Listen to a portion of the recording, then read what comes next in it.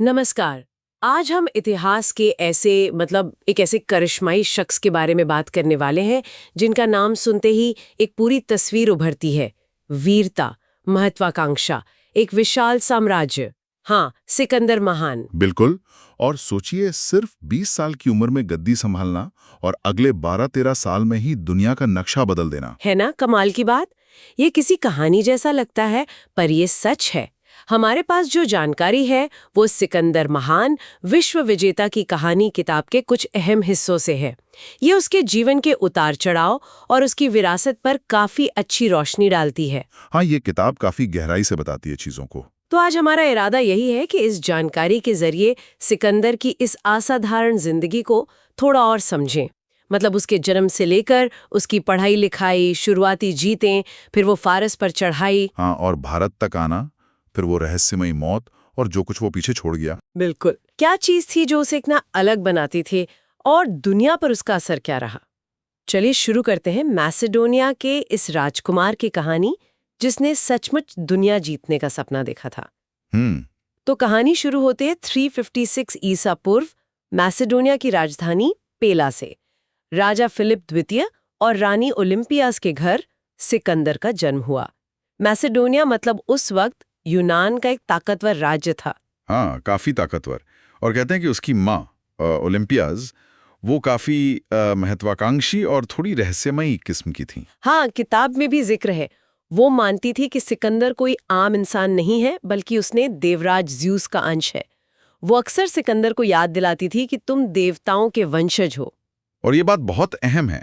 किताब इस पर जोर देती है कि माँ के इस विश्वास ने, आप सोचिए, बचपन से ही सिकंदर में एक गजब का कॉन्फिडेंस भर दिया होगा। हाँ, और शायद एक किस्मत का, एक डेस्टिनी का एहसास भी। बिल्कुल। ये सोचना कि मैं देवताओं से जुड़ा हूं, ये उसे बड़े सपने देखने और वो जोखिम उठाने की हिम्मत देता होगा जिनसे आम लोग शायद डरते हैं। ये उसके कैरेक्टर की नींव का एक बड़ा हिस्सा था। और उसकी पढ़ाई, राजा फिलिप ने कोई कसर नहीं छोड़ी। उन्होंने उस जमाने के सबसे बड़े विद्वान दार्शनिक अरस्तु को चुना सिकंदर का गुरु बनाने के लिए। हाँ, अरस्तु, ये कोई छोटी बात नहीं थी। और अरस्तु ने उसे सिर्फ लड़ाइयाँ, पॉलिटिक्स नहीं सिखाई। नहीं, बल्कि दर्शन, चिकित्सा, लॉजिक, साहित्य, सब कुछ। किताब में लिखा है, अरस्तु ने उसे सिखाया कि असली राजा वो है जो दूसरों पर राज करने से पहले खुद पर काबू पाना सीखे। सही बात। लेकिन यहाँ एक दिलचस्प बात भी है जिसका जिक्र मिलता है। एक तरफ अरस्तु का ज्ञान था जो संयम सिखाता था, दूसरी तरफ सिकंदर पर होमर की इलियड और उसके हीरो अखिलीस का जबरदस्त असर था। अच्छा हाँ, अखिलीज, वो उसका आइडियल था। बिल्कुल। वो अखिलीस जैसी अमर शोहरत, क्लियोस चाहता था, और वो तो अक्सर जंग के मैदान में ही मिलती है। तो ये एक तरह का कॉन्फ्लिक्ट था शायद उसके अंदर। एक तरफ अरस्तु की सीख, दूसरी तरफ अखिलीस बनने की चाहत। ये बात तो है। और उसकी बहादुरी के किस्से तो बचपन के ही मशहूर है। वो ब्यूसिफिलिस घोड़े वाला किस्सा याद है ना? हाँ हाँ, बिल्कुल। वो जंगली घोड़ा जिसे कोई काबू ही नहीं कर पा रहा था। तब ये सिर्फ कोई 12 साल का रहा होगा सिकंदर। उसने बड़े ध्यान से देखा और समझा कि घोड़ा असल में अपनी ही परछाई से डर रहा है। क्या बात है! उसने घोड़े का मुंह सूरज की तरफ किया, उसे सहलाया, शांत किया और बस उस पर सवार हो गया। कहते हैं ये देखकर फिलिप इतने भावुक हो गए कि बोले, बेटे, मैसेडोनिया तुम्हारे लिए बहुत छोटा है, तुम्हें अपने लिए एक बड़ा साम्राज्य खोजना होगा। और कमाल यह है, जैसा किताब बताती है, कि उस दिन के बाद ब्यूसिफिलस ने सिर्फ सिकंदर को ही अपनी पीठ पर बैठने दिया। ये सिर्फ बहादुरी नहीं दिखाता। नहीं, ये उसकी ऑब्जर्वेशन पावर दिखाता है। बिल्कुल। प्रॉब्लम की जड़ तक पहुंचना। उसने डर का कारण पहचाना, परछाई। यही तेज नजर और एनालिसिस करने की काबिलियत बाद में जंग के मैदान में उसकी स्ट्रैटेजी का बेस बनी। दुश्मन की कमजोरी पहचानो और उसका फायदा उठाओ। लेकिन फिर 336 ईसा पूर्व में सब बदल गया। एक बड़ी घटना हुई जब सिकंदर सिर्फ 20 साल का था। उसके पिता राजा फिलिप की हत्या कर दी गई एक शाही फंक्शन में। हाँ, और ये हत्या आज भी एक रहस्य जैसी है। पूरी तरह साफ नहीं है कि इसके पीछे कौन था।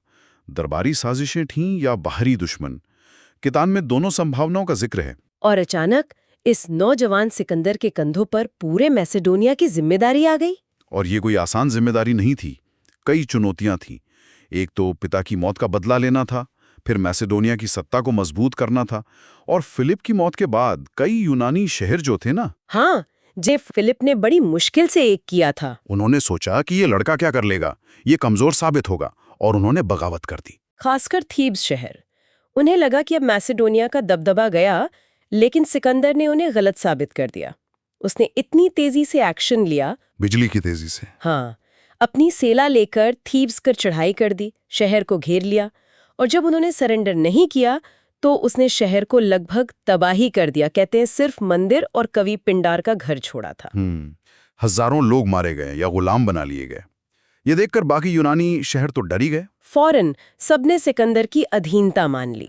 थीब्स का विनाश एक क्रूर कदम जरूर था, पर यह एक सोचा समझा पॉलिटिकल मैसेज भी था। किताब ये बताती है, सिकंदर ने साफ कर दिया कि वो कोई बगावत बर्दाश्त नहीं करेगा और वो अपने पिता से भी ज्यादा सख्त हो सकता है। उसने बड़ी तेजी से और बेरहमी से अपनी सत्ता कायम की।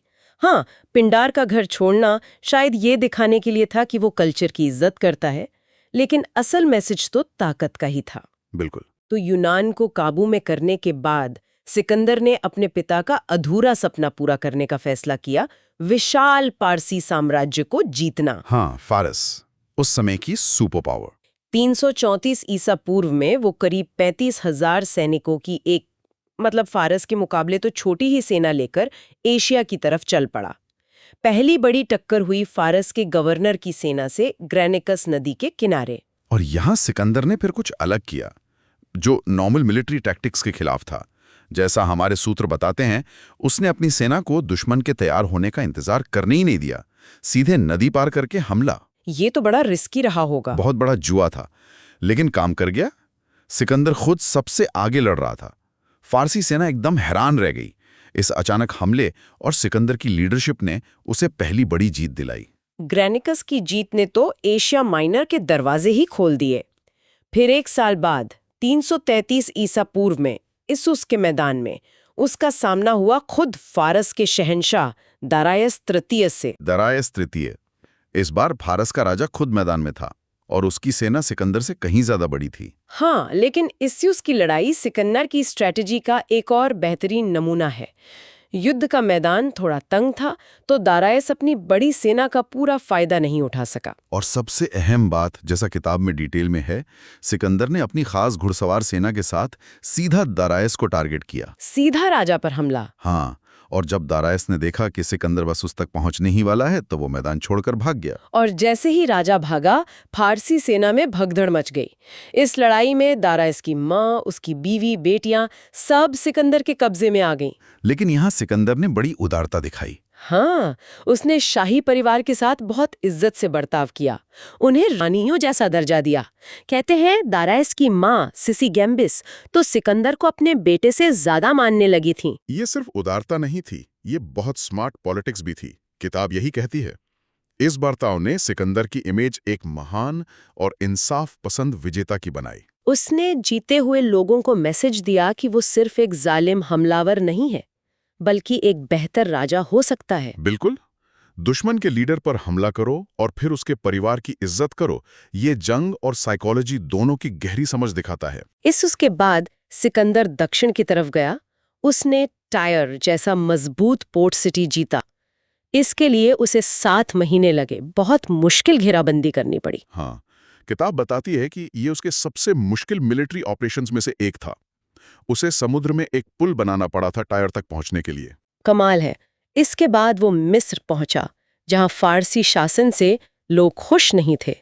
उन्होंने तो उसे एक मसीहा की तरह वेलकम किया। हाँ, एक मुक्तिदाता के रूप में। और यहीं उसने नील नदी के डेल्टा पर अपने नाम पर वो मशहूर शहर बसाया, अलेक्जेंड्रिया। ट्रेड और कल्चर का एक महान सेंटर बनाने का सोचा था। और हुआ भी वही। बिल्कुल।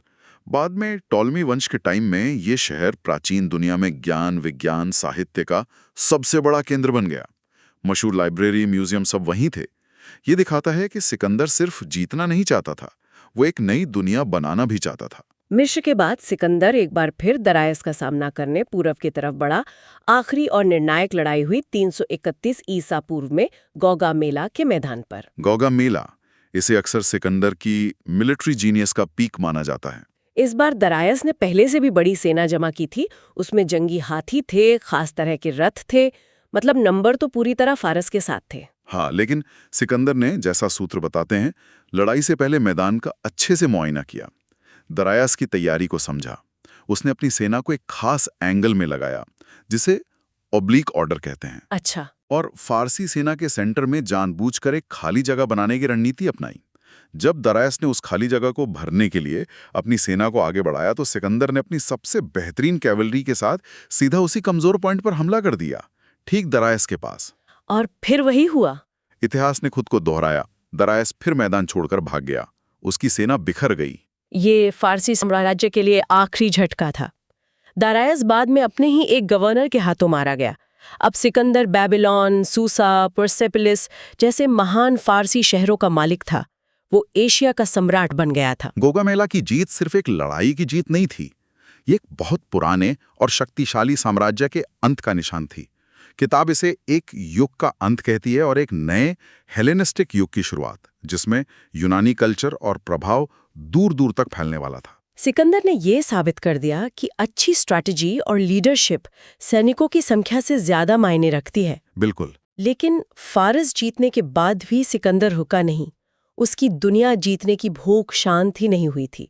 उसने पूरब में एक रहस्यमयी और अमीर धरती भारत के बारे में सुना था। वो दुनिया के आखिरी छोर तक पहुंचना चाहता था। हाँ, तो अपनी थकी हुई सेना के साथ वो ऊंचे बर्फीले हिंदुकुश पहाड़ों को पार करके भारत की तरफ चल पड़ा। ये सफर बहुत ही मुश्किल था। किताब में जिक्र है कितनी मुश्किलें आईं, खराब मौसम, अनजान रास्ते, लोकल कबीलों से लड़ाई। ये अभियान सिकंदर की जबरदस्त इच्छा शक्ति और उसके सैनिकों की वफादारी उस वक्त तक का सबूत है। लेकिन ये शायद उसकी महत्वाकांक्षा की अतार्किक हद को भी दिखाता है। मतलब फारस जीतने के बाद वो रुक सकता था? हाँ बिल्कुल, अपने इतने बड़े साम्राज्य को संभाल सकता था। लेकिन लगता है दुनिया के अंत तक पहुंचने का आइडिया उस पर हावी था। 326 ईसा पूर्व में वो झेलम नदी के किनारे पहुंचा, जिसे यूनानी हाइडेस्पीस कहते थे।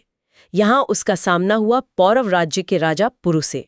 पोरस राजा पुरु एक वीर योद्धा, लंबा, तगड़ा, साहसी, और उसकी सेना में थे विशाल जंगी हाथी, जिन्हें देखकर मैसेडोनियन सैनिक डर गए थे। उन्होंने पहले कभी हाथी नहीं देखे थे। हाँ, झेलम का युद्ध सिकंदर के लिए सबसे मुश्किल लड़ाइयों में से एक साबित हुआ। किताब बताती है कि पुरु के हाथियों ने सिकंदर की सेना को बहुत नुकसान पहुंचाया। ऊपर से मॉनसून की बारिश, नदी उफान पर थी। लेकिन सिकंदर ने फिर अपनी चालाकी दिखाई। हाँ, उसने रात के अंधेरे और तूफान का फायदा उठाया। मुख्य सेना से कुछ दूर जाकर नदी पार की और पुरु की सेना पर अचानक हमला कर दिया। लड़ाई जबरदस्त हुई। पुरु खुद हाथी पर सवार होकर लड़ा, बहुत बहादुरी से। लेकिन आखिर में घायल हो गया और बंदी बना लिया गया। और फिर वो मशहूर वाकया हुआ जब उसे सिकंदर के सामने लाया गया। हाँ, सिकंदर ने पूछा, तुम्हारे साथ कैसा सुलूक किया जाए? पुरु ने घायल होने के बाद भी बड़े गर्व से जवाब दिया, वैसा ही जैसा एक राजा दूसरे राजा के साथ करता है।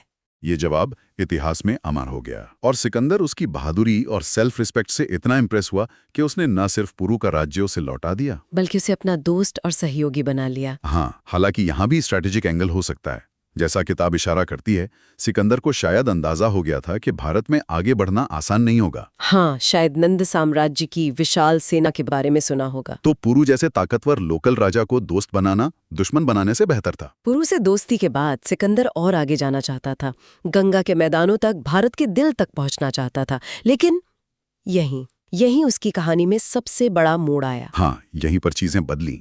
उसकी सेना, जो लगभग 8 साल से लगातार लड़ रही थी, हजारों मील घर से दूर थी, वो पूरी तरह थक चुकी थी। भारत की गर्मी, मॉनसून की बारिशें, बीमारियां, लगातार लड़ाइयां, सैनिकों का हौसला टूट चुका था। जब सिकंदर व्यास नदी के किनारे पहुंचा और उसने सेना को और आगे बढ़ने का हुक्म दिया, तो सैनिकों ने साफ इनकार कर दिया। उन्होंने बगावत कर दी। किताब में इसका बड़ा मार्मिक वर्णन है। थके हारे सैनिक अपने कमांडर से घर लौटने की मिन्नतें कर रहे थे।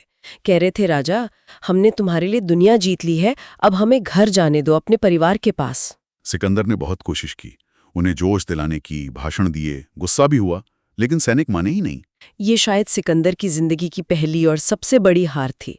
वो अपने ही सैनिकों को आगे बढ़ने के लिए मना नहीं सका। उसे आखिरकार उनकी बात माननी पड़ी, वापसी का फैसला करना पड़ा। ये घटना दिखाती है कि दुनिया के सबसे महान सेनापति की भी हदें होती हैं। ये जंग का मानवीय पहलू है। बिल्कुल, महत्वाकांक्षा, लीडरशिप, मिलिट्री पावर, सब कुछ इंसानी थकान, डर और घर की याद के सामने झुक सकता है। ये सिर्फ सैनिकों की बगावत नहीं थी, ये सिकंदर की अपनी बेलगाम महत्वाकांक्षाओं पर एक तरह की कुदरती रोक थी। वापसी का सफर भी कोई आसान नहीं था। सिकंदर ने सेना को 2 हिस्सों में बांटा। एक हिस्सा समंदर के रास्ते गया और दूसरा हिस्सा, जिसके साथ वो खुद था, सिंधु नदी के साथ चलकर और फिर मकरान के भयानक रेगिस्तान के रास्ते। और ये रेगिस्तान का रास्ता तो बहुत ही विनाशकारी साबित हुआ। गर्मी, पानी की कमी, बीमारियां, हजारों सैनिक मारे गए। किताब कहती है कि ये उसकी जिंदगी की बड़ी भूलों में से एक थी। इस वापसी यात्रा की मुश्किलें सिकंदर की लीडरशिप पर सवाल उठाती हैं। क्या ये बेहतर रास्ता चुनने में उसकी नाकामी थी या जानबूझकर चुना गया मुश्किल रास्ता था? एक तरह की सजा उन सैनिकों के लिए जिन्होंने आगे बढ़ने से मना किया था। सोचने वाली बात है। स्रोत इस पर अलग अलग राय देते हैं, लेकिन नतीजा बहुत भयानक था। हाँ। आखिरकार बची खुची सेना के साथ सिकंदर 324 ईसा पूर्व में फारस के शहर सूसा पहुंचा। अगले साल वो बेबीलोन गया, जो उसके विशाल साम्राज्य का सेंटर बनने वाला था। हाँ, बेबीलोन। लेकिन वहां पहुंचने के कुछ ही समय बाद जून 323 ईसा पूर्व में वो अचानक बीमार पड़ गया। बहुत तेज बुखार और कमजोरी ने उसे घेर लिया। और उसकी बीमारी और मौत का कारण ये आज भी बहस का मुद्दा है ना? बिल्कुल। क्या वो मलेरिया था, टाइफाइड था, या किसी ने जहर दिया था, या फिर सालों की थकान, लड़ाई के जख्म और शायद बहुत ज्यादा शराब पीने ने उसके शरीर को तोड़ दिया था? किताब इन सभी संभावनाओं का जिक्र करती है, पर कोई पक्का जवाब नहीं देती। सिर्फ 10-12 दिन की बीमारी चली और फिर 32 years of age। बहुत कम उम्र में सिकंदर महान की मौत हो गई। हाँ, बहुत कम उम्र। कहते हैं मरने से पहले जब उससे पूछा गया कि वो अपना साम्राज्य किसे देगा, तो उसने कहा, सबसे योग्य को। To the strongest. हाँ, और शायद ये भी कहा कि मरने के बाद उसके हाथ ताबूत से बाहर रखे जाएं, ताकि दुनिया देखे कि दुनिया जीतने वाला भी खाली हाथ जाता है। ये बातें अगर सच है तो बड़ी गहरी हैं। सबसे योग्य को कहने का मतलब तो यही हुआ कि उसने अपने सेनापतियों के बीच लड़ाई शुरू करवा दी। हाँ, जिसे डायडोची के युद्ध कहते हैं। और खाली हाथ वाली बात, वो शायद जिंदगी की सच्चाई, दुनियावी जीत की आखिर में कोई कीमत न होने पर एक टिप्पणी हो, या फिर ये कहानियां बाद में उसके मिथक को और बड़ा बनाने के लिए जोड़ी गई हों। कुछ भी हो, ये उसके जीवन के विरोधाभासों को दिखाता है। बिल्कुल। सिकंदर की मौत के फौरन बाद उसका वो विशाल साम्राज्य, उसके सेनापतियों टॉलेमी, सेल्यूकस, एंटिगोनस वगैरह के बीच खून खराबे में बट गया। हाँ, टॉलेमी ने मिस्र ले लिया और वहां टॉलेमिक वंश शुरू किया। सेल्यूकस को पूरब का बड़ा हिस्सा मिला, जिसमें भारत के जीते हुए कुछ इलाके भी थे। और बाद में इसी सेल्यूकस का सामना हुआ भारत के महान सम्राट चंद्रगुप्त मौर्य से, जिसमें उसे हार माननी पड़ी और संधि करनी पड़ी। सही कहा। तो राजनीतिक तौर पर देखें तो सिकंदर का साम्राज्य उसकी मौत के साथ ही बिखर गया, लेकिन उसका सांस्कृतिक असर कहीं ज्यादा टिकाऊ साबित हुआ। हाँ, जैसा कि किताब साफ करती है, उसके विजय अभियानों ने यूनानी भाषा, कला, आर्किटेक्चर, विचारों को पूरब में दूर दूर तक फैलाया। और इसी यूनानी और पूर्वी संस्कृतियों के मेल से एक नई हेलेनिस्टिक सभ्यता का जन्म हुआ। उसके बसाए शहर, खासकर मिस्र का अलेक्जेंड्रिया, सदियों तक ज्ञान और संस्कृति के बड़े केंद्र बने रहे। उसने व्यापार के नए रास्ते खोले, अलग अलग कल्चर के बीच संपर्क बढ़ाया। शायद वो पहला शासक था जिसने इतने बड़े पैमाने पर दुनिया को जोड़ने का सपना देखा और उसे कुछ हद तक पूरा भी किया। सिकंदर की विरासत वाकई में बहुत कॉम्प्लेक्स है ना? हाँ, बहुआयामी है। एक तरफ वो एक लाजवाब मिलिट्री स्ट्रैटेजिस्ट था, एक करिश्माई लीडर, कल्चर फैलाने वाला।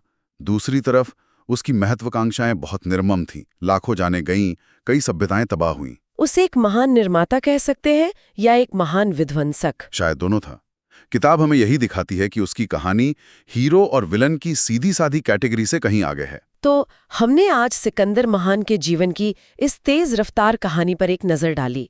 मैसेडोनिया के राजकुमार से एशिया के सम्राट तक का सफर। ग्रेनिकस, इसूस, गोगामेला जैसी शानदार जीतें, पुरु जैसे बहादुर दुश्मन का सम्मान, और फिर व्यास नदी पर अपने ही सैनिकों के सामने हार, और अंत में सिर्फ 32 साल की उम्र में बेबीलोन में एक रहस्यमयी मौत। सिकंदर की कहानी हमें इंसान की क्षमता की ऊंचाइयां दिखाती है, हिम्मत, लीडरशिप, विजन, लेकिन साथ ही ये महत्वाकांक्षा के खतरों, सत्ता के अस्थायी होने और जीवन की हदों की भी याद दिलाती है। जैसा कि किताब के आखिर में कहा गया है, उसने दुनिया तो जीत ली, पर क्या वो अपने अंदर शांति पा सका? ये सवाल आज भी सोचने पर मजबूर करता है। और यहीं पर हम आज की चर्चा को खत्म करते हुए एक विचार छोड़ जाते हैं सबके लिए सोचने को। सिकंदर हमेशा अखिलीस की तरह अमर होना चाहता था। क्या उसे वो अमरता अपनी जीतों और साम्राज्य में मिली जो उसकी मौत के बाद बिखर गया? या फिर उसकी असली अमरता उन कहानियों में है, उन मिथकों में, उसके बसाए शहरों में और उस कल्चरल मिक्सिंग में है जो उसने अनजाने में ही शुरू कर दी थी और जिसका असर आज भी दुनिया पर किसी न किसी रूप में महसूस होता है।